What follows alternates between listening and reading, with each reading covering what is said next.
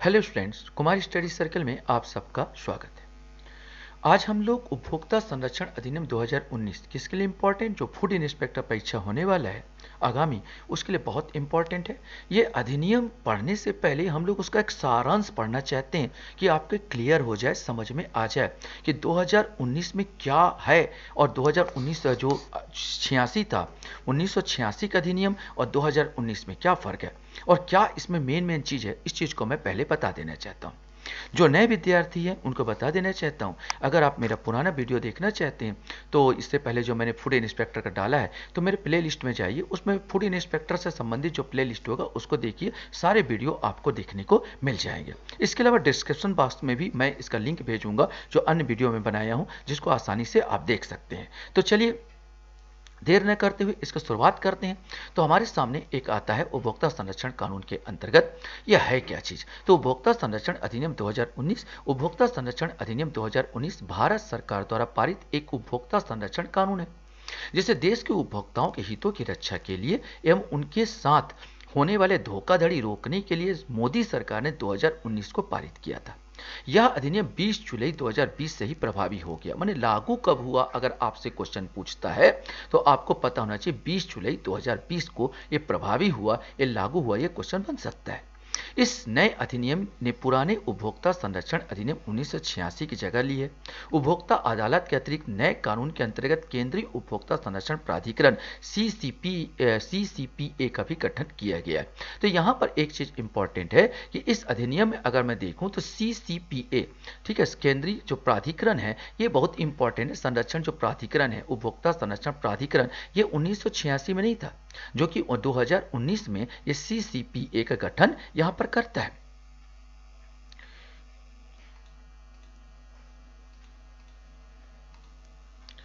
उपभोक्ता संरक्षण विधेयक 2019 को लोकसभा में 30 जुलाई 2019 और राज्यसभा में ने 6 अगस्त 2019 को पारित किया।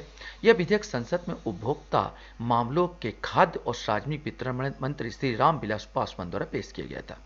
उपभोक्ता संरक्षण अधिनियम का उद्देश्य क्या है तो बताने की जरूरत नहीं, उपभोक्ताओं को शोषण से बचाने के लिए बना है। तो उपभोक्ता संरक्षण अधिनियम 2019 का मूल उद्देश्य उपभोक्ताओं की समस्याओं को समय पर हल करने के लिए प्रभावी प्रशासन और जरूरी प्राधिकरण की स्थापना करना, उपभोक्ताओं के हितों की रक्षा करना है। उपभोक्ता की परिभाषा की बात किया जाए तो इस अधिनियम के अनुसार उस व्यक्ति को उपभोक्ता कहा जाता है जो वस्तुओं और सेवाओं की खरीदी और उपभोग अपनी आवश्यकताओं की पूर्ति के लिए करता है।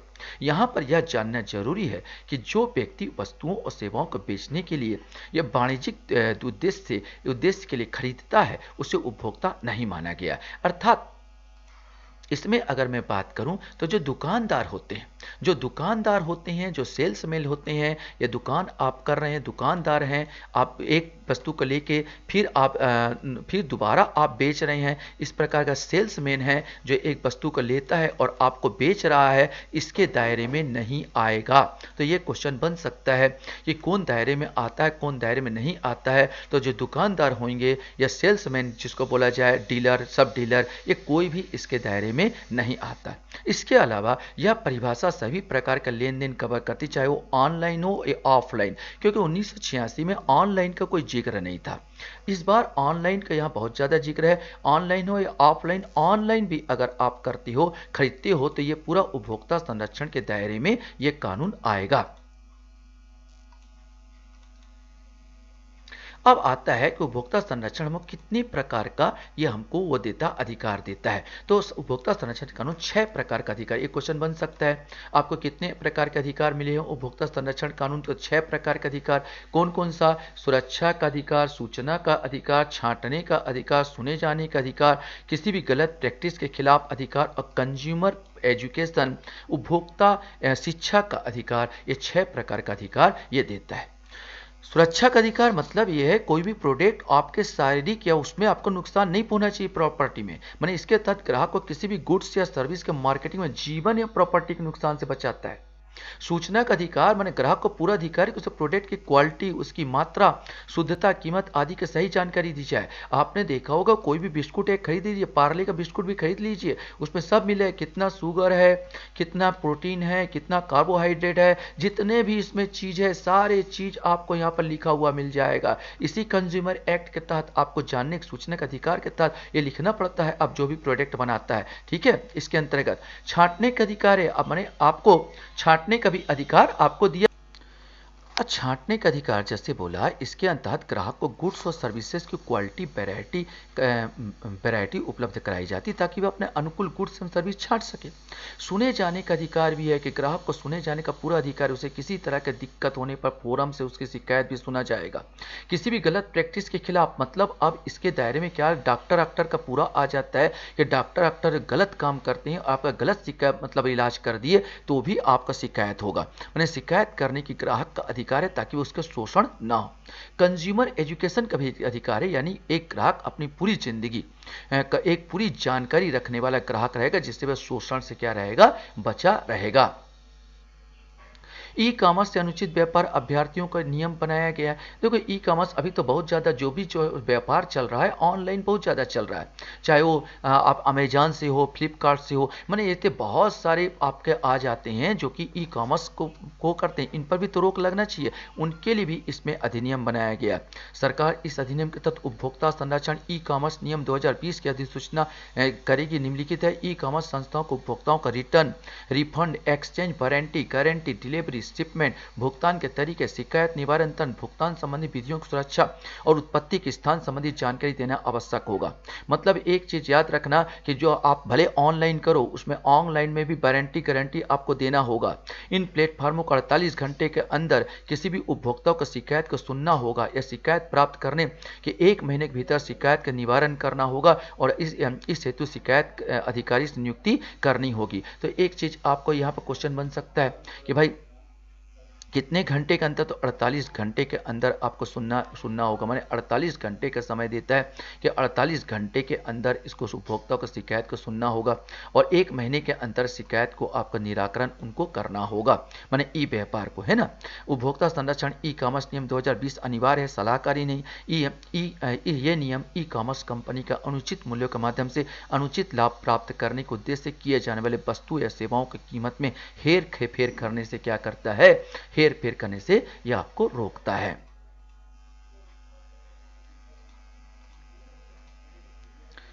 उपभोक्ता संरक्षण अधिनियम 2019 की प्रमुख विशेषताओं को यहां पर देख लेते हैं।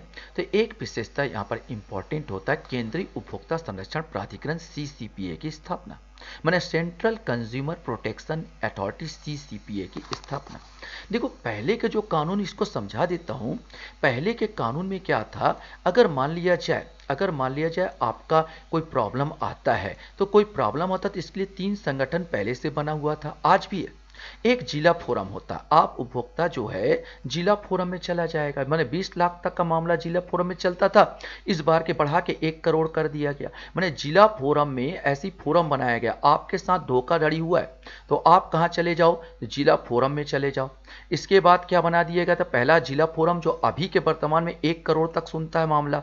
दूसरा कंडीशन क्या बना दिया गया, राज्य फोरम बना दिया गया था, है ना।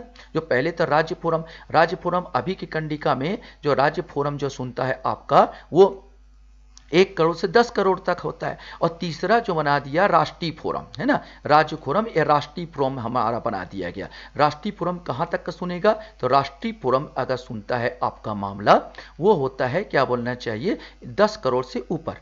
राष्ट्रीय फोरम क्या सुनता है, 10 करोड़ से ऊपर का अगर लेन देन हुआ है जिसमें कोई गड़बड़ी हुई है तो राष्ट्रीय फोरम सुनता है। इसके अलावा जिला फोरम से आप संतुष्ट नहीं तो अपील राज्य फोरम में करोगे, राज्य फोरम से संतुष्ट नहीं तो राष्ट्रीय फोरम में करोगे, और राष्ट्रीय फोरम से संतुष्ट नहीं है तो सुप्रीम कोर्ट में, ना, सुप्रीम कोर्ट में आप क्या कर सकते हो, अपील कर सकते हो। तो 1986 में भी यही था, बस इसमें क्राइटेरिया अलग था। जिला फोरम 20 लाख तक सुनता था, 20 लाख से ऊपर राज्य सरकार सुनता था, है ना, यहाँ पर फिर राष्ट्रीय फोरम। लेकिन अभी क्या इसमें बना दिया गया, जिसमें बढ़ा दिया गया। लेकिन नया क्या है, नया ये है केंद्रीय उपभोक्ता संरक्षण प्राधिकरण भी एक बनाया गया। माने अभी का जो कानून है सीसीपीए की भी स्थापना कर दिया। अगर मान लिया जाए कि जो कोई, जैसे आपने देखा होगा, टीवी में देखा होगा, फलाना लॉकेट पहन लीजिए आपका पूरा उद्धार हो जाएगा, भ्रामक विज्ञापन देते हैं। जब आप यहाँ पर तो आप रिपोर्ट करने जाओगे तब आपका सुनवाई होगा, रिपोर्ट नहीं करते तो सुनवाई नहीं होगा। तो ऐसे लोगों को कौन रोके जो इस प्रकार भ्रामक विज्ञापन फैलाते हैं कि भैया यहाँ पर लक्ष्मी यंत्र ले लो, फलाना यंत्र ले लो, आप धनवान हो जाओगे, आप ये हो जाओगे। खुलेआम जो ठगी करते हैं, इन पर रोक लगाने के लिए भी तो कोई चाहिए ना। इनके रोक लगाने के लिए बना क्या है, केंद्रीय उपभोक्ता संरक्षण प्राधिकरण अर्थात सीसीपीए का गठन किया गया, जो कि 1986 में नहीं था। यही इसकी सबसे बड़ी विशेषता है। ये आपके दिमाग में आ गया होगा, ये समझ में आया होगा। अब मैं आपको समझाने की कोशिश कर रहा हूं।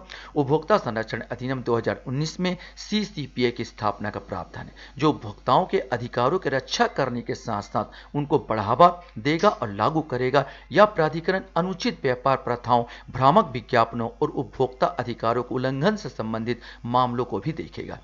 सीसीपीए के पास उल्लंघनकर्ताओं पर जुर्माना लगाने, बिके हुए माल को वापस लेने, इस सेवाओं को वापस लेने का आदेश पारित करना, अनुचित व्यापार प्रथाओं को बंद करने और उपभोक्ताओं द्वारा भुगतान की गई कीमत को वापस दिलाने का अधिकार भी होगा। केंद्रीय उपभोक्ता संरक्षण प्राधिकरण के पास उपभोक्ता नियम के उल्लंघन की जांच के लिए एक जांच विंग सीसीपीए का नेतृत्व महानिदेशक करेगा। मतलब यहाँ पर चीज है कि ये सीसीपीए केवल बनाया नहीं गया, इसके आधार पर इसको वो भी दे दिया गया कि आप दंड दे दो, और ये दंड देने लेने का काम करने के लिए इनके एक कार्यालय भी बना दिया गया। ठीक है, कार्यालय बना दिया जिसके कर्मचारी नियुक्त कर सकेंगे, ये अपने कर्मचारी, जिसके आधार पर ये दबाव डाल सकेंगे। और इसका नेतृत्व को कौन करेगा, सीसीपीए का नेतृत्व महानिदेशक द्वारा कराया जाएगा। महानिदेशक का पद भी यहां पर दिया गया। ये भी इंपॉर्टेंट क्वेश्चन है जो आपका बन सकता है। अब आता है सीसीपीए का कार्य क्या है। तो उपभोक्ताओं के अधिकारों के उल्लंघन की जांच और उपयुक्त मंच पर कानूनी कार्रवाई शुरू करना, जोखिमपूर्ण वस्तुओं की रिकॉल या सेवाओं को वापस करने के लिए आदेश जारी कराई जाएगी करना, चुकाई गई कीमत को भरपाई करने और अनुचित व्यापार को बंद करना। इस प्रकार उपटांग व्यापार करोगे तो बंद करवा सकता है। संबंधित trader, manufacturer, endorsers and advertiser, publisher को झूठे और भ्रामक विज्ञापन को बंद करने, उसे सुधारने का आदेश जारी करना, जुर्माना लगाना, खतरनाक और असुरक्षित वस्तुओं और सेवाओं के प्रति उपभोक्ताओं को सेफ्टी नोटिस जारी करना। इससे पहले कि मतलब ये बना सीसीपीए, इससे पहले कि इंद्रजाल फैला दिया जाए, इससे पहले कि ग्राहक ठगी हो जाए, आप ठगी करने से पहले ही इन पर पाबंदी लगा दो। इस प्रकार व्यापारिक जो खोल के बैठे हैं, धंधा खोल के बैठे हैं, ये कोई शिकायत करने आए उससे पहले ही इन पर रोक लगाओ। इसलिए बनाया गया सीसीपीए कि शिकायत करने की बात करोगे तब तक तो बेचारा भुगत चुका ना यहां पर, इसलिए जरूरी हो गया था इस प्रकार का अधिनियम लेके आना। भ्रामक विज्ञापनों प्रतिबंध और जुर्माना लगा रहा। केंद्रीय उपभोक्ता संरक्षण प्राधिकरण सीसीपीए के पास यह अधिकार होगी कि भ्रामक या झूठे विज्ञापन जैसे लक्ष्मी धन वर्षा यंत्र बनाने वाले और उनका प्रचार करने वालों पर जुर्माना लगाए और 2 वर्ष तक का कारावास सजा सुनाए। एक क्वेश्चन बन सकता है, कितने वर्ष तक का कारावास सुनाया जा सकता है? ये 2 वर्ष तक का कारावास सुनाया जा सकता है इसके तहत ना। यदि कोई व्यक्ति या कंपनी इस अपराध को बार बार दोहराता है तो उसे 50 लाख रुपए तक जुर्माना और 5 साल तक का कारावास दिया जा सकता है। माने एक चीज है, भ्रामक विज्ञापन कर पहली बार में 2 वर्ष तक का कारावास दिया जा सकता है और 10 लाख तक का जुर्माना, जैसे इसमें बताया नहीं गया, बता रहा हूं उसमें। और इसमें अगर दोबारा उसी काम को आप नहीं माने और दोबारा वही काम करते रहे तो आपका जो वर्ष बढ़ के 5 साल हो जाएगा, जुर्माना बढ़ के कितना हो जाएगा, 50 लाख तक जुर्माना हो सकता है। ये कंडिका में कहा गया है। उपभोक्ता निवारण आयोग की हम लोग बात कर लेते हैं। उपभोक्ता निवारण आयोग, जिसकी मैं कह रहा था जिला फोरम, राज्य फोरम और इसके अंतर्गत हम लोग पढ़ेंगे राष्ट्रीय फोरम। ये तब है जब आप ठगी का शिकार हो जाते हो तो यहाँ पर जा सकते हो। इस अधिनियम में राष्ट्रीय, राज्य और जिला स्तर उपभोक्ता विवाद निवारण एजेंसी जिसे CDRCS की स्थापना का प्रावधान है। CDRCS निम्न प्रकार शिकायतों का निपटारा करेगा। अधिक मूल्य वसूलना है, स्पष्ट कीमत वसूलना, आपसे कोई उपभोक्ता से अधिक सामान ले लेता है, मूल्य वसूल लेता है, अनुचित या प्रतिबंधात्मक व्यापार व्यवहार करता है, आपसे जीवन के लिए खतरनाक वस्तुओं और सेवाओं की बिक्री कर देता है। हो सकता है आपने पानी गर्म करने का कोई चीज़ लेके आया और वो उसको पूरा ISI मार कर दे करके आपको बता दिया और पता चला लगाते ही आप करंट खा गए यहाँ पर, तो जीवन और सुरक्षा संबंधित हो गया। दोषपूर्ण वस्तुओं सेवाओं की बिक्री अगर करता, नकली माल देता है, उसके खिलाफ कंज्यूमर प्रोटेक्शन एक्ट उसमें फोरम में आप जा सकते हो। अनुचित कंटेंट, हाँ एक चीज़ है कि यहाँ पर जो 3 चीज़ बनाया गया, मैंने कहा था जिला में बात कर 3 फोरम बनाए हैं, याद रखना। एक जिला फोरम बनाया गया, एक हो गया राज्य फोरम बनाया गया जिसका मैं क्राइटेरिया अभी बता दूंगा आपको, राज्य फोरम बनाया गया, और एक राष्ट्रीय फोरम बनाया गया, और सबका क्राइटेरिया अलग है, राष्ट्रीय है ना, ये राष्ट्रीय फोरम बनाया गया। इसमें ये होगा आपका कि जब ठगी का जो क्राइटेरिया देखा जाता है, अगर आप 1 करोड़ तक का ठगी होता है आपको तो जिला फोरम में जाइए, 1 करोड़ से 10 करोड़ तक का ठगी होता तो राज्य फोरम में जाइए, अगर 10 करोड़ से अधिक का ठगी होता तो आप राष्ट्रीय फोरम में आप शिकायत कर सकते हैं। ये कंडीशन सिंपल सा, लेकिन एक चीज़ है कि ये जो है माल पर अधिक है, लेकिन अनुचित कॉन्टेक्ट के खिलाफ, अनुचित कॉन्टेक्ट क्या है, जैसे मान लो आपने कोई घर खरीदने की कॉन्टेक्ट किया, एक हाउस घर खरीदने का कॉन्टेक्ट किया, यह अनुचित कॉन्टेक्ट, और कॉन्टेक्ट में क्या हुआ, उस व्यक्ति ने आपसे ले लिया, पैसा ले लिया, एडवांस ले लिया और आपको मुहैया नहीं कराया। तो इस प्रकार का जितने केस होंगे ये सीधा राज्य और राष्ट्रीय फोरम में जाएंगे, ना कि जिला फोरम में जाएंगे। मतलब सीधा अनुचित कॉन्टेक्ट की बात कर रहा। अगर अनुचित कॉन्टेक्ट खिलाफ जो होता है जिला फोरम में नहीं जाएगा, ये केस लगेगा तो राज्य और राष्ट्रीय फोरम में लगेगा। एक चीज यहां पर क्लियर कर दिया। क्वेश्चन में बन सकता है कि अनुचित कॉन्टेक्ट खिलाफ शिकायत केवल राज्य और राष्ट्रीय CDRC या फोरम में ही किया जाएगा।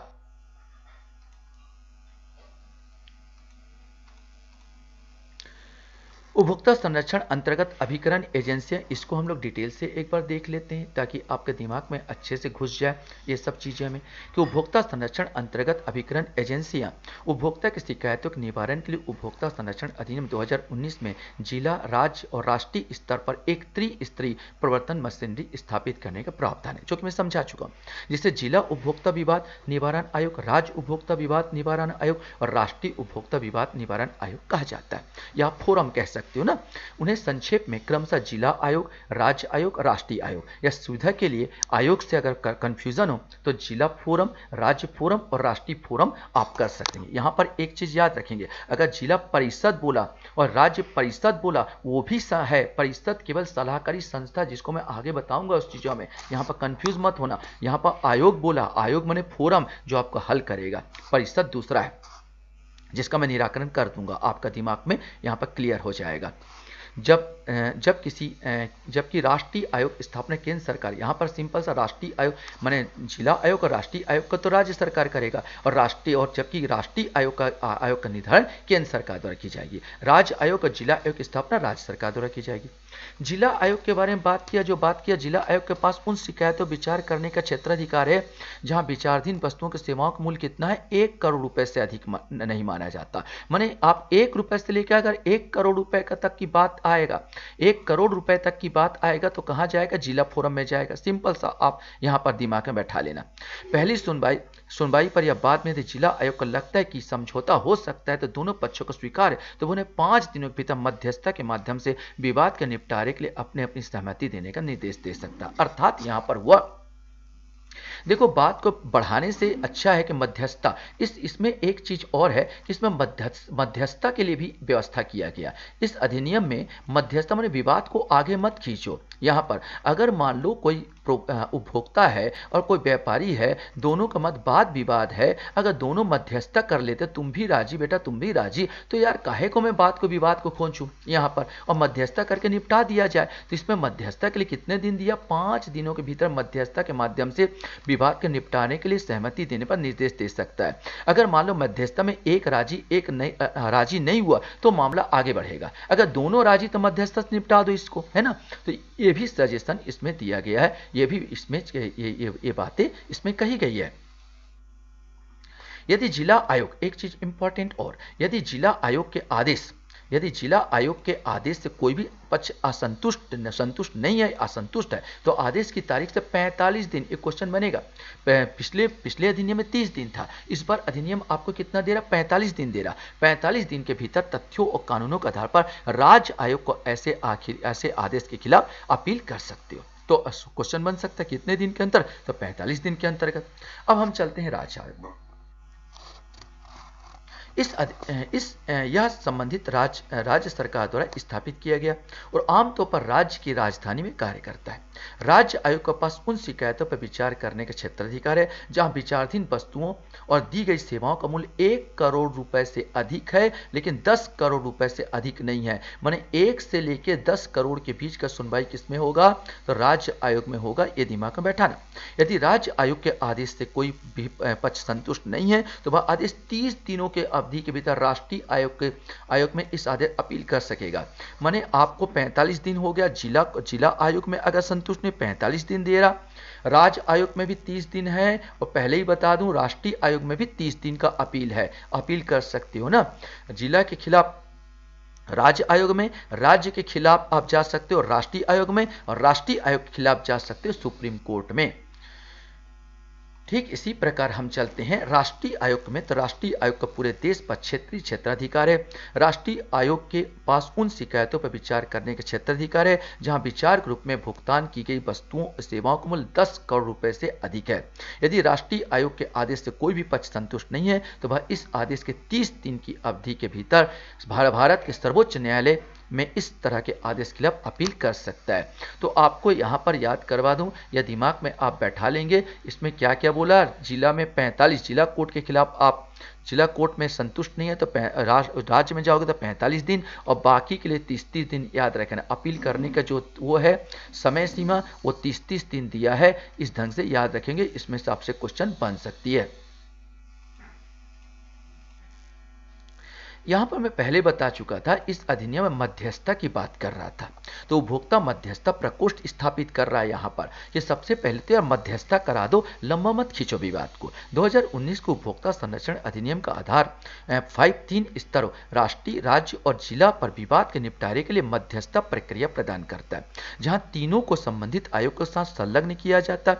यह अधिनियम 2019 के एक वैकल्पिक कार्यविधि के रूप में संबंधित आयोग द्वारा विवादों को तेजी से निपटाने को सुनिश्चित करने के लिए नया प्रावधान किया गया, ताकि ज्यादा लंबा, ऐसे भी हाई कोर्ट सुप्रीम कोर्ट में 22 लाख पेंडिंग है, जल्दी से निपटारा हो जाए तो ज्यादा अच्छा है। इसलिए मध्यस्थता प्रकोष्ठ का भी स्थापना किया गया है।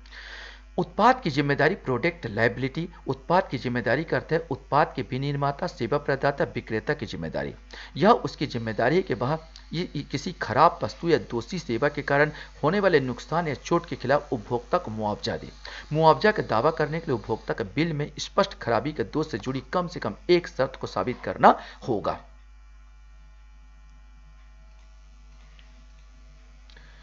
अनुचित कंटेंट के खिलाफ पहले ही बता चुका हूं। अनुचित कंटेंट के खिलाफ आप कहां जा सकते हो? तो राज्य, जिला में नहीं जाया जाएगा, राज्य में जाओगे या राष्ट्रीय में जाओगे।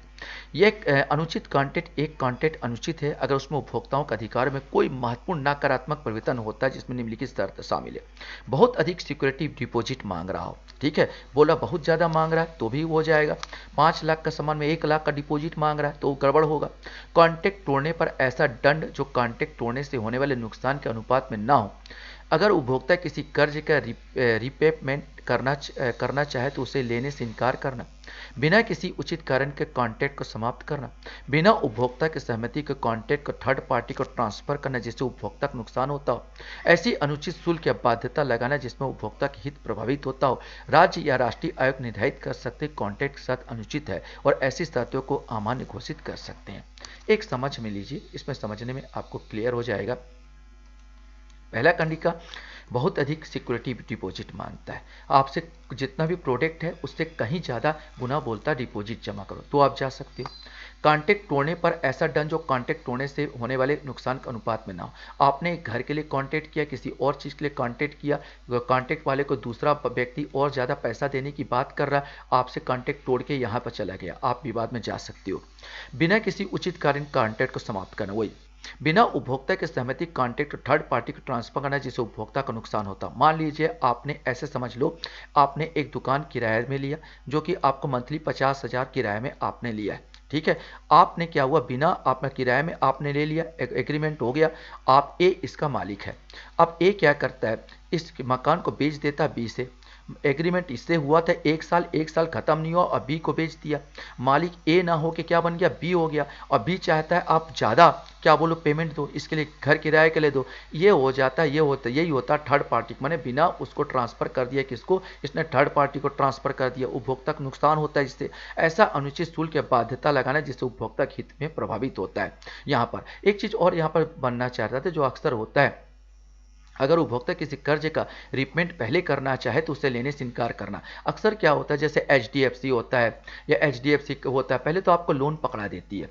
लोन आपने 10 लाख 5 लाख जितना कभी ले लिया, सॉरी यहाँ पर आपने अनुचित कॉन्ट्रैक्ट यहाँ था, आपने लोन ले लिया। अब लोन आपको मिल गया, यहाँ पर कॉन्ट्रैक्ट होने पर अगर लोन ले लिया, जैसे आपने लोन ले लिया 10 लाख का लोन ले लिया, समझ लीजिए कि 10 लाख का लोन ले लिया और लोन का आपके पास अचानक पैसा आ गया। अब इनको मालूम है 10 लाख में धीरे धीरे लेंगे, इनको 10 साल के लिए लेंगे तो आराम से आपको अच्छा कमाई हो जाएगा। आप चाहते हो, आपको मिल गया, अब आप चाहते हो 1 साल में ही क्या करना, पटा देना। लेकिन उन लोग नहीं लेना चाहते, उन लोग नहीं लेना चाहते। आपको एक नियम के अनुसार चलना होगा, फलाना चलना होगा। इसके लिए ही एक कानून बना ताकि उन लोग ब्याज लेते रहे। इन्हीं के लिए कानून बनाया है। ये कानून बनाया गया जो आपको बता रहा हूँ इस चीज़ों में, ये लोन वाले के लिए कानून बना है कि अगर उपभोक्ता किसी कर्ज का रिपेमेंट पहले करना चाहे, इसे लेने से इनकार कर रहा है तो आपको वो इनकार नहीं कर सकता, इसके लिए ही बना। लेकिन ये सब कॉन्ट्रैक्ट किसके लिए है, ये सब कंप्लेंट राष्ट्रीय में राज्य आयोग में जाएगा और राष्ट्रीय आयोग में जाएगा, ये जिला कोर्ट में ये नहीं जाएगा। दंड एवं उपचार का प्रावधान को भी थोड़ा सा देख लेते हैं, जो आपसे अक्सर क्वेश्चन पर, जिस पर महिला में भी मैंने देखा था, एक कंडिका में दंड के बारे में पूछा था। यहाँ पर पूछ सकता है, अगर कोई व्यक्ति जिला राज्य या राष्ट्रीय आयोग का आदेशों का पालन नहीं करता तो उसे कम से कम 1 महीने अधिकतम 3 वर्ष तक कारावास सजा हो सकती है या उस पर कम से कम 25,000 रुपये जुर्माना लगाया जा सकता है, जिसे 1 लाख रुपये तक बढ़ाया जा सकता है। दोनों ही साथ भुगतनी पड़ेगी। मतलब यह है कि अगर राज्य आयोग ने या राष्ट्रीय आयोग ने या जिला आयोग ने किसी व्यापारी को कोई आदेश दिया है कि भैया ये काम करो और वो आदेश की अवहेलना कर रहा है, तब लग रहा ना। जिला कोर्ट ने आपके पक्ष में निराकरण करते हुए किसी व्यापारी को बोला कि इसका हर्जाना दो और हर्जाना नहीं दिया उसने। राज्य आयोग ने किसी व्यापारी को बोला कि भैया इसका माल वापस करो, वो वापस नहीं कर रहा है, ठीक है, वापस नहीं ले रहा है या नहीं कर रहा है, तो यहाँ पर हर्जाना नहीं दे रहा है, उसकी आदेश माने इनके आदेश के खिलाफ जा रहा है, तो इसके लिए सजा है कम से कम 1 महीना और अधिकतम कितना, 3 वर्ष। और जुर्माना 25,000, जो कहां तक हो सकता है, न्यूनतम है 25,000, 1 लाख तक जुर्माना ठोका जा सकता है। झूठे और भ्रामक विज्ञापनों के लिए मैन्युफैक्चर और एंडोर्सर्स पर 10 लाख रुपए तक दंड लगाया जा सकता है। याद रखना, अधिकतम 2 वर्ष का कारावास भी हो सकता है। इसके बाद अपराध करने पर यह जुर्माना 50 लाख रुपए तक हो सकता है और 5 वर्ष तक का बढ़ाया जा सकता है। इससे पहले भी मैं बता चुका हूं इस चीजों में ना। यहाँ पर CCPA भ्रामक विज्ञापनों एंडोर्सर्स पर 1 वर्ष तक की अवधि के लिए किसी भी विशेष उत्पाद या सेवा के एंडोर्स करने को प्रतिबंधित कर सकता है। मतलब ये हो सकता है कि CCPA चाहे तो आप कोई भी कंपनी को बोलता है भैया अपना माल बंद करो, 1 साल के लिए कारोबार आप नहीं करोगे, ठीक है, आप में कुछ गलत पाया गया या कुछ, जैसे आपने देखा होगा मैगी बन रहा था, मैगी में देख रहा था जो लेट ज़्यादा मिल रहा था तो मैगी पर प्रतिबंध लगा था। बहुत साल पहले मैगी पर पूरा प्रतिबंध लगा दिया गया था कि आप नहीं बिक्री कर सकते यहाँ पर, क्योंकि आप में शीशा ज़्यादा पाया जा रहा प्रोडक्ट में, जब तक उसका क्लियर नहीं हो गया आप बिक्री नहीं कर सकते। इसी प्रकार की बात कर रहा है कि CCA पे भ्रामक विज्ञापन एंडोर्सर्स को 1 वर्ष तक की अवधि के लिए किसी विशेष उत्पाद या सेवा के एंडोर्स करने से प्रतिबंध भी कर सकती है। हर बार अपराध करने के प्रतिबंध की अवधि 3 वर्ष तक बढ़ाई जा सकती है। ऐसे कुछ अपवाद भी है जो एंडोर्सर्स को ऐसे किसी दंड के लिए उत्तरदायी नहीं ठहराया जा सकता। CCA मिलावटी उत्पादों मैन्युफैक्चरिंग, बिक्री, स्टोरिंग, वितरण, आयात के लिए भी दंड लगा सकती है। ये दंड निम्नलिखित हो गया। अगर उपभोक्ता का क्षति नहीं हुई है तो दंड 1 लाख रुपए तक का जुर्माना और 6 महीने तक कारावास हो सकता है। अगर क्षति पहुंची है तो दंड 3 लाख रुपए तक का हो और जुर्माना 1 वर्ष तक कारावास हो सकता है। अगर गंभीर चोट लगी तो दंड 5 लाख रुपए तक का जुर्माना और 7 वर्ष तक का कारावास हो सकता है। मृत्यु की स्थिति में दंड 10 लाख रुपए या उससे अधिक का जुर्माना और कम से कम 7 वर्ष का कारावास हो सकता है या जीवन आजीवन कारावास भी बढ़ाया जा सकता है। सीसीपीए नकली वस्तुओं की मैन्युफैक्चरिंग, बिक्री, स्टोरिंग, वितरण, आयात के लिए भी दंड लगा सकती है। यह दंड निम्नलिखित है। अगर क्षति पहुंची है तो दंड 3 लाख रुपए तक का, जुर्माना 1 वर्ष तक कारावास हो सकता है। अगर गंभीर चोट लगी है तो दंड 5 लाख रुपए तक का, जुर्माना और 7 वर्ष तक कारावास हो सकता है। मृत्यु की स्थिति में दंड 10 लाख रुपए और उससे अधिक का जुर्माना और कम से कम 7 वर्ष का कारावास हो सकता है, जिसे आजीवन कारावास तक बढ़ाया जा सकता है। अब हम लोग चलते हैं उपभोक्ता संरक्षण परिषद की संरचना एवं भूमिका। देखो यहां पर एक चीज और है, ये सब बताने के बाद हम लोग को चलना उपभोक्ता संरक्षण परिषद। परिषद देखो, आयोग बोलेगा तो आयोग एक प्रकार का न्यायालय है, ये दिमाग में बैठा लेना। आयोग और परिषद में अंतर है। आयोग एक प्रकार का न्यायालय है, चाहे जिला आयोग जिसको फोरम कहता हूं, या राज्य आयोग, या राष्ट्रीय आयोग ना, या सीसीपीए जिसको बोला गया था। यहाँ पर ये सब के सब एक न्यायालय है जो आपको दंड देते हैं। अगर परिषद बोलूं तो परिषद एक प्रकार का संगठन है जो केंद्रीय परिषद, राज्य परिषद, जिला परिषद होगी, और ये संगठन केवल सुझाव देगा। ये भी एक संगठन उपभोक्ता मामलों से संबंधित सुझाव मांगने के लिए ये परिषदों का भी गठन किया गया है। 3 परिषद पहले ही कंडिका में परिषद का पहले गठन किया जाता है। इस चीज को दिमाग में बैठा कर रखना और समझना, परिषद और क्या आयोग में अंतर है ना। उपभोक्ता संरक्षण परिषद की संरचना भूमिका। उपभोक्ता संरक्षण अधिनियम 2019 परामर्श निकाय के तौर पर जिला, राज्य और राष्ट्रीय स्तर पर उपभोक्ता संरक्षण परिषदों सीपीसी की स्थापना करता है। ये परिषदें उपभोक्ता अधिकारों को बढ़ावा देने और उनके संरक्षण के संबंध में परामर्श देगी। इस अधिनियम के अंतर्गत केंद्रीय परिषद, राज्य परिषद नेतृत्व क्रमशः केंद्र, राज्य स्तर के उपभोक्ता मामलों के मंत्री द्वारा किया जाएगा।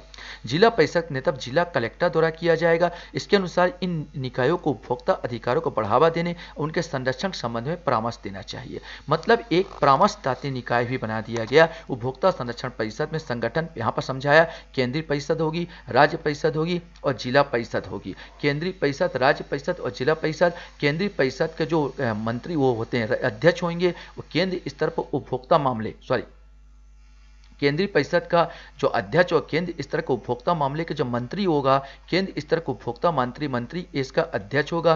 राज्य स्तर के उपभोक्ता मामलों के मंत्री परामर्श निकाय राज्य स्तर में बोला जाए तो राज्य स्तर के उपभोक्ता मामलों के मंत्री इसका परामर्श होगा। और जिला परिषद की बात किया जाए तो जिला कलेक्टर इसका अध्यक्ष होगा। ठीक है, इस प्रकार परामर्श निकाय भी बनाया गया। इन लोगों का काम क्या है? इनका काम है केंद्र सरकार को या विधायिका बनाने में सलाह देना। कंज्यूमर प्रोटेक्शन एक्ट में आपको सलाह देना इसका मेन काम होगा। यहाँ पर चीजें आपको समझा दिया गया।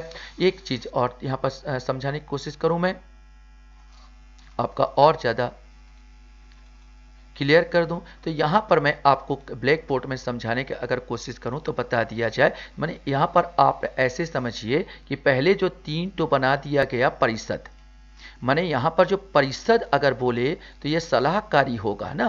परिषद अगर पहले यहाँ पर लिखा गया तो परिषद अगर बोलूं, यह मैं मुंह से बोल रहा हूँ, राज्य परिषद हो या दूसरा जिला परिषद हो जिसका अध्यक्ष कलेक्टर होगा, राज्य परिषद होगा जिसका अध्यक्ष क्या होगा, उस विभाग के मंत्री होंगे, और तीसरा होगा राष्ट्रीय परिषद जो उपभोक्ता मामलों के मंत्री होंगे। यह अगर परिषद बोलूं तो इसका कार्य सलाहकारी है, ये केंद्र को सलाह देगा। परिषद के नीचे, परिषद के अंतर्गत ही यहाँ पर केंद्र सरकार ने 3 चीजें और बनाई हैं। जिला आयोग, यहाँ पर याद रखना, एक बनाया आयोग, जैसे सिंपल से बात किया गया जिला आयोग। अगर आयोग की बात किया जाए तो आयोग की बात किया जाए तो यहां पर बोला जाए एक प्रकार का न्यायालय है ये। यहां पर आयोग, चाहे जिला आयोग बोले जाए, चाहे राज्य आयोग बोला जाए और चाहे राष्ट्रीय आयोग बोला जाए, इसके अंतर्गत सीधा सीधा आप क्या कर सकते हो, बात दायर कर सकते हो। यहां पर आपको न्याय मिलेगा, यह न्याय करेगा। इसके ऊपर सीसीपीए का जो बताया था, सीसीपीए जो है उपभोक्ता संरक्षण प्राधिकरण ना, उपभोक्ता संरक्षण प्राधिकरण का गठन किया गया था। ये उनके लिए है, ये अलग से संस्था बनाया गया है ये सीसीपीए, ताकि जो भी व्यापार गलत कर रहे हैं उनको पहले से ही रोक लगा देना। ठीक है, आशा करता हूं ये वीडियो आपको अच्छा लगा होगा। वीडियो वॉच करने के लिए धन्यवाद। Thank you very much.